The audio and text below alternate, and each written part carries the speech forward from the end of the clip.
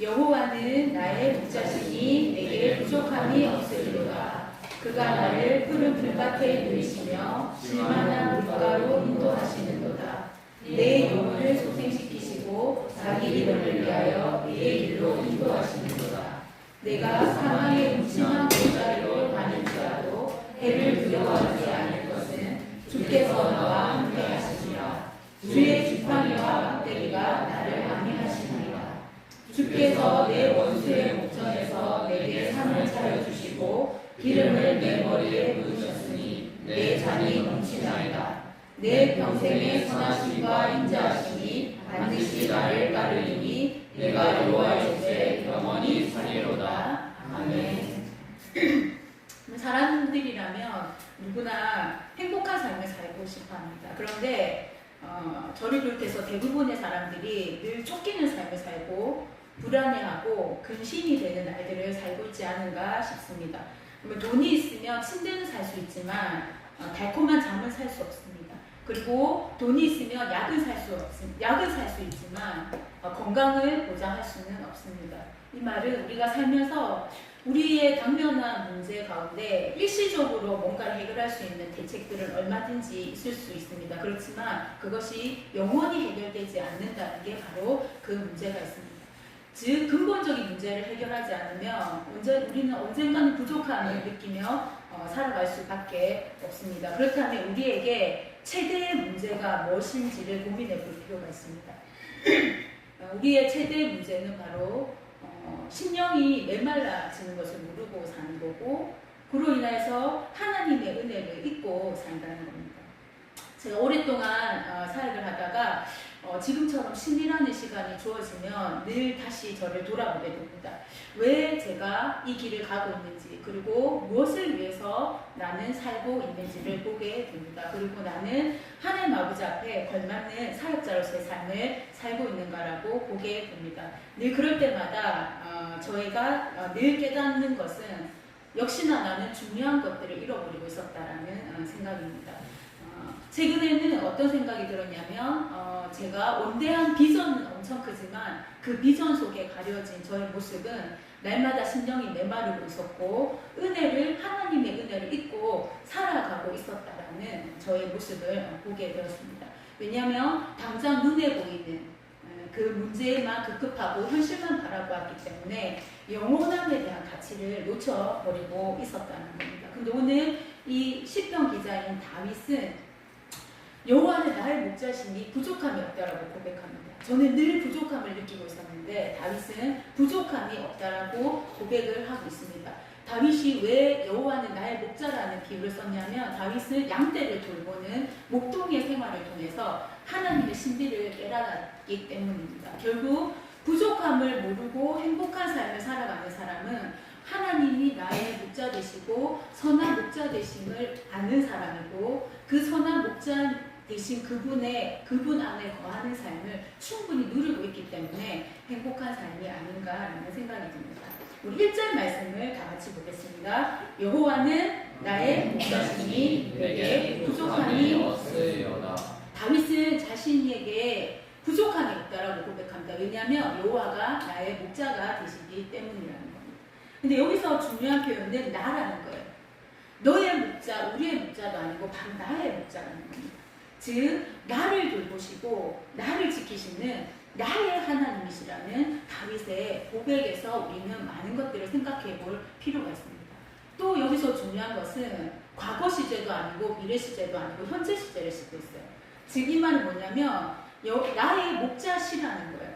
즉 이 말은 다윗이 지금 현재 어떤 상황에 처하든지 간에 지금 현재 바로 이 순간에 나의 목자가 되시는 분이 바로 우리 하나님이시라는 겁니다. 따라서 나의 목자시라는 것은 교리적인 의미라기보다는 다윗과 하나님 사이에서 일어나는 친밀한 그 관계를 아주 실제적인 의미로 표현하는 말이라고 볼 수 있습니다. 여호와는 나의 목자 되신다. 이것이 단순히 우리가 노래하듯이 그런 고백이 아니라 다윗과 하나님과의 친밀한 관계에서 나오는 다윗이 하나님을 바라보는 개인적인 실제적인 의미의 고백이라고 볼 수 있습니다. 그래서 부족함을 모르는 삶은 하나님을 목자로 고백할 수 있는 사람입니다.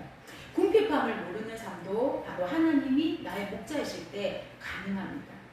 근데 너무나 많은 사람들이 만족하며 살아가고 있지를 못합니다. 왜 만족하지 못하냐면 끊임없이 은을 사랑하고 풍부를 사랑하기 때문입니다. 솔로몬 일생 동안 부귀영화를 누렸던 솔로몬의 고백이 이거죠. 은을 사랑하는 자는 은으로 만족함이 없고 풍부를 사랑하는 자는 소득으로 만족함이 없다. 이것도 헛되도다라고 고백합니다.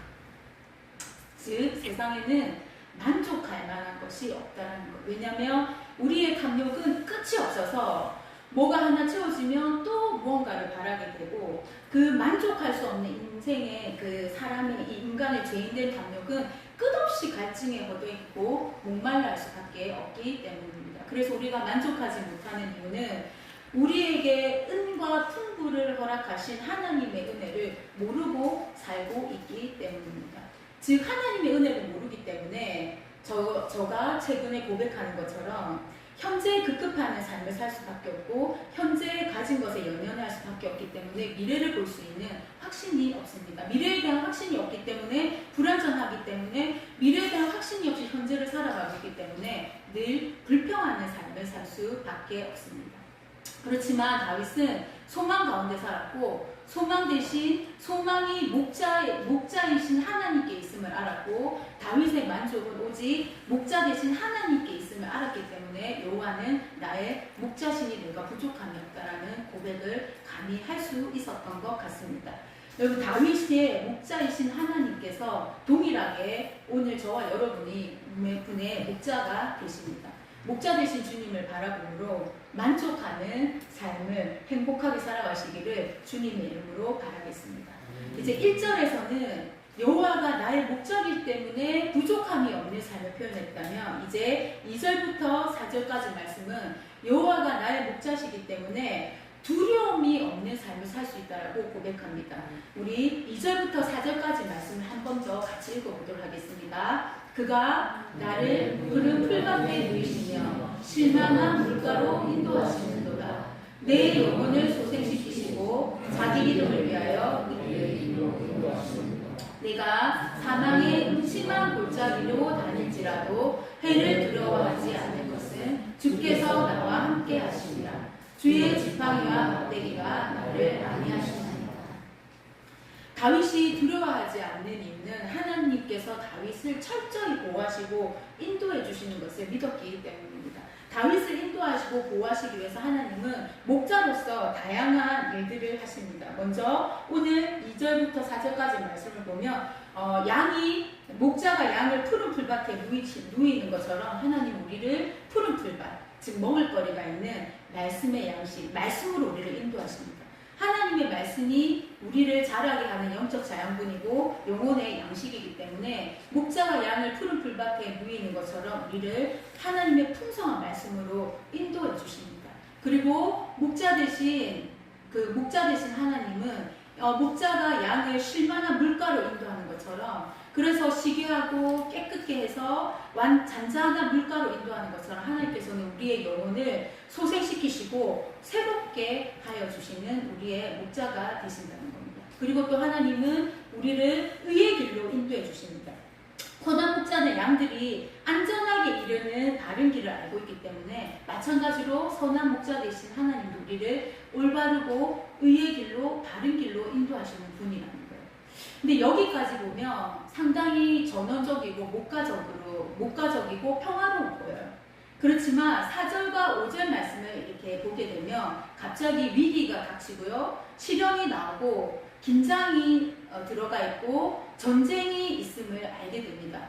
먼저 다윗은 우리가 사망의 음침한 골짜기를 지날 수 있다라고 경고합니다. 사망의 음침한 골짜기는 죽음의 위협 앞에 있는 어떤 실제적인 것을 의미할 수도 있지만 비유적으로 우리가 생각해보면 현재 당하는 크고 작은 우리의 고난을 의미한다고 볼 수 있습니다. 그래서 다윗은 자신이 설사 사망의 음침한 골짜기를 다닌다 할지라도 해를 두려워하지 않을 수 있다라고 말합니다. 왜냐하면 주께서 나와 함께 하시기 때문이라고 고백합니다. 골짜기는 깊고 어둡지만 우리는 이 골짜기를 통과하면서 나와 함께 하시고 나를 보호해 주시고 이 골짜기를 통과하기까지 힘을 주시는 나와 함께 하시는 여호와의 생생한 위로를 경험하게 됩니다. 왜냐하면 그 골짜기를 지나는 동안 지팡이와 막대기 놀이를 안 해주시기 때문입니다. 그래서 지팡이는 양이 길을 가다가 탈선할 가능성이 있으면 다리나 목을 이렇게 감싸셔서 이렇게 다시 제자리로 올라오죠. 그죠? 그리고 양이 때때로 말을 들이지 않으면 툭툭 치서 말을 듣게 하고요. 그 다음에 또 막대기는 어떤 역할을 하냐면 외부의 공격, 야생동물의 침입을 감지하면 재빠르게 그 막대기로 야생동물을 때리고 쫓아내버리는 역할을 합니다. 즉 하나님이 주님이 우리의 도우심과 우리가 이런 음침한 골짜기를 다닐지라도 이러한 막대기로 우리를 보호하시고 인도해 주시는 주님의 도우심과 위로하심을 경험하면서 이 캄캄한 어두운 골짜기를 빠져나올 수 있다는 겁니다. 우리는 누구나 사망의 음침한 골짜기를 지나갈 수 있습니다. 그러나 우리는 두려워하지 않을 수 있습니다. 그것이 그리스도인의 삶입니다. 왜냐하면 똑같은 두려운 상황 속에서 우리는 우리의 목자 되신 주님이 우리와 함께 하심을 믿기 때문입니다. 우리에게 사망의 음침한 골짜기를 걷게 되지 너가 나를 믿으면 더 이상은 우리의 인생에 사망의 음침한 골짜기가 있다라고 하나님은 결코 약속해 주지 않으십니다. 단 우리에게 약속해 주시는 것은 우리가 사망의 음침한 골짜기를 걸을 때에 언제나 내가 너와 함께 하겠다라는 약속은 언제나 해 주시고 계십니다. 여러분 산골에 자라는 양떼가 있었습니다. 그 인가에서 멀리 떨어져 가지고 늑대와 여우 등 사나운 짐승들이 계속 잡아먹어서 목장 주인이 포수들을 풀어놓고 맹수들을 말끔히 잡아치웠다고 합니다.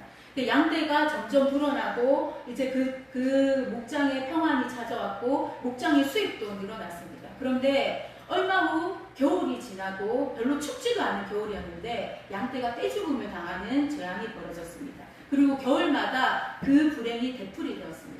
생태학자들이 이 상황을 둘러본 결과 주인에게 이런 이유를 설명했습니다. 늑대와 여우 같은 천적이 없어지자 긴장이 풀린 양떼에게 저항력이 떨어졌습니다.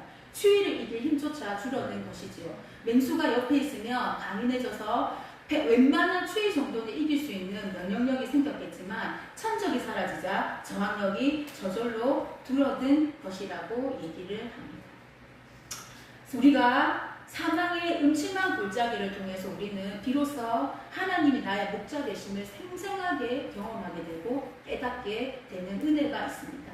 그래서 많은 그리스도인들이 고통을 거둬달라고 하나님께 기도하지만 고통에는 언제나 하나님의 계획과 뜻이 있음을 알 필요가 있습니다. 너무도 싫은 것이 내 앞에 놓여진 사망의 음침한 골짜기 같은 고통이지만 그것을 다 극복한 다음에는 늘 한결같이 우리는 고백합니다. 하나님이 나에게 이러한 깨달음을 주시기 위해서구나. 마찬가지로 우리에게 시련이 있다면 그것은 나를 향한 하나님의 놀라운 계획이 있다는 겁니다. 사망의 음침한 골짜기를 지나고 죽음의 계곡을 지나는 것 같을 때 피해가는 것보다 더 중요한 것이 무엇이냐면 이 또한 하나님의 뜻을 이루고 있다고 받아들이는 믿음이라는 생각이 듭니다. 우리가 알거니와 하나님을 사랑하는 자, 그 뜻대로 부르심을 입은 자에 대해서 모든 것이 합력하여 선을 이룬다고 했습니다. 이 모든 나에게 일어나는 모든 일이 다 나를 향한 하나님의 계획과 또 나를 성장시키고 발전시키고 변화시키기 위한 하나님의 뜻하신 계획하심이라는 것을 받아들이는 믿음이 필요합니다. 그러기에 엄청난 고통의 끄트머리에 욥이 이렇게 고백하죠. 나를 가는 길을 그가 아시나니 그가 나를 단련하시면 내가 정금같이 나오려는 엄청난 고백을 하게 되었습니다. 사망의 음침한 골짜기를 다닐지라도 선한 목자 되신 주께서 함께 하심을 확신함으로 조금도 두려워하지 않는 저와 여러분이 되시기를 주님의 이름으로 바라겠습니다. 5절 말씀을 같이 읽겠습니다. 주께서 내 원수의 목전에서 내게 상을 차려주시고 기름을 내 머리에 부으셨으니 내 잔이 넘치나이다. 다윗의 일생을 가만히 살펴보면 내 잔이 넘치나이다라고 고백할 수 있는 삶이 결코 아니었음을 우리는 너무도 잘 압니다. 매 순간이 고난의 연속이었습니다. 청년 시절 다윗은 가난한 목동에 불과했고요. 공적인 생활이 시작되었을 때는 사울이 자기를 죽이려고 하기 때문에 사울 눈을 피해 다녀야 했고요. 굴 속에 숨어서도 불안한 잠을 잘 수밖에 없었어요. 그리고 다윗에게는 또한 어느 곳 하나 안전한 곳이 없었는데 이 내 잔이 넘치나이다라는 이 고백은 다윗의 이러한 극렬한 삶의 정황 속에서 이해해야지만 그 의미가 제대로 살아납니다. 다윗이 왕이 올랐을 때도 마찬가지입니다. 늘 반을 방설되었습니다. 아들 압살롬이 반란을 일으켰죠. 그래서 고난의 명월을 보고 기다려야 했고 늙어서는 시련의 징계를 당해야 했던 사람이 바로 다윗이었습니다. 그러나 다윗은 시련의 극에 달할 때마다 상황에 대해서 불만과 불평을 터뜨리는 것이 아니라 오히려 그의 얼굴을 하나님께로 들었고 하나님과 깊은 교제를 향해 나아갔기 때문에 하나님의 마음에 합한 자인 다윗이 되었던 거죠. 따라서 우리가 5절 말씀을 대할 때 다윗의 생애 전체를 염두에 두면서 보셔야 합니다. 그래서 5절에 보면 승리자에게 잔치를 베푸는 비유인데 잔치의 손님들이 연회장에 기름 부음을 받는 것은 대단히 영광스러운 일인데 연회장은 손님들에게 만찬을 들게 앞서서 그들의 잔을 가득 넘치도록 부어줍니다. 여기서 상과 기름과 잔은 하나님께서 백성들을 위해서 준비하신 특별한 선물을 예표하는 건데 구속사적인 것으로 해석하면 상은 주의 만찬을 예표하고요. 기름은 성령 충만함을 예표하고 잔은 하나님께서 당신의 백성들에게 베풀어 주시는 은혜로 볼 수 있습니다. 근데 여기서 우리가 하나 주목해야 할 것은 그것도 그냥 베풀어 주시는 것이 아니라 나의 원수의 목전에서 베풀어 주신다고 합니다. 즉 양은 원수랑 싸울 필요가 없다는 거예요. 왜냐하면 목적에서 싸워주시기 때문에. 그래서 양은 그 원수의 모든 것까지도 하나님께 맡기고 내가 하나님이 해결해 주시도록 인도함을 받는 것이라는 거죠. 그래서 은혜의 잔이 넘칠 때 우리는 모든 것에 감사할 수밖에 없습니다. 왜냐하면 내가 은혜를 충만히 누리고 있다는 표현은 감사함으로 나온다고 생각합니다. 그래서 감사의 은혜 열매가 바로 저는 감사라고 생각합니다. 그렇습니다. 우리의 모든 삶 가운데 감사의 잔이 흘러 넘쳐야 할 것 같습니다. 그래서 누군가는 말을 합니다. 이렇게 감사는 행복한 삶의 연습이고 불평은 불행한 삶의 연습이라고 할 정도로 우리가 흘러 넘치는 삶을 살아야 될 것 같습니다. 따라서 우리는 늘 나 자신을 스스로 성찰해 볼 필요가 있습니다. 여러분은 어떤 잔을 마시고 있습니까? 감사의 잔입니까? 아니면 불평의 잔입니까? 오직 주님으로 말미암아 자족하실 뿐만이 아니라 감사가 넘치는 삶을 저와 여러분이 살아가시기를 주님의 이름으로 바라겠습니다. 마지막으로 6절 같이 읽어보도록 하겠습니다. 내 평생에 선하심과 인자하심이 반드시 나를 따르니 내가 여호와의 집에 영원히 살리로다. 하나님께서는 우리가 영원히 거할 집을 가지고 계신다고 말씀하고 계십니다. 하나님의 선하심과 인자하심이 현재 내가 살아가는 삶 속에서도 늘 함께하지만 하나님은 더 나아가서 영원히 함께하실 거라고 약속해 주고 계십니다. 장차 올 세상에서도 영원히 함께하신다라고 우리에게 말씀하고 계십니다. 여기서 거하리로라는 말은 내가 쉬리라, 내가 돌아가리라는 말로 번역이 가능합니다. 드디어 안식의 집에 도착했습니다. 언젠간 우리가 안식의 집에 도착할 거니까요. 근데 그것은 전적으로 하나님의 선하심과 인자하심 때문이었습니다. 여호와의 선하심과 인자하심이 내가 이 영원한 그곳에 도달하는 동안에 나의 삶의 걸음마다 발자국마다 늘 나를 붙들고 인도하셨다는 겁니다. 때때로 우리가 걸어가는 인생길에서 악을 경험할 수도 있습니다. 어둠을 경험할 수도 있습니다. 고통과 악까지도 하나님은 선과 복으로 바꿔주시고 변화될 수 있었던 것은 바로 하나님의 선하심과 인자하심이 내가 걸어가는 삶 가운데 여전히 함께 있었기에 가능했다는 겁니다. 자, 그렇다면 부족함이 없는 삶의 결론은 무엇입니까? 바로 여호와의 집에 영원히 거하는 것입니다. 제가 서두에 이제 고백했던 것처럼 저의 가장 큰 문제가 바로 이거였습니다.